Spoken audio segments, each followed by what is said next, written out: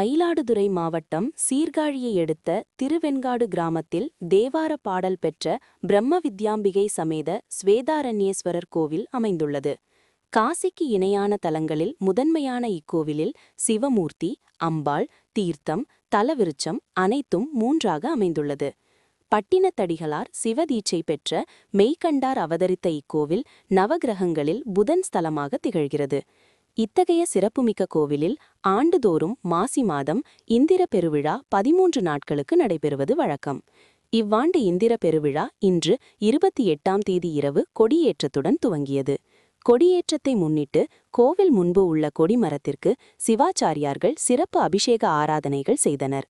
தொடர்ந்து இந்திர பெருவிழா கொடியேற்றப்பட்டு மகா தீபாராதனை நடைபெற்றது.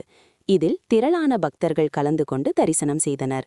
விழாவின் முக்கிய திருவிழாக்களாக வரும் 4ஆம் தேதி அகோரமூர்த்தி பூஜையும், மாலை சகோபரம் எனப்படும் தெருவடைச்சான் வீதி உலாவும், 6ஆம் தேதி திருக்கல்யாணம், 8ஆம் தேதி திருத்தேர், 11ஆம் தேதி தெப்ப உற்சவம் நடைபெறவுள்ளது.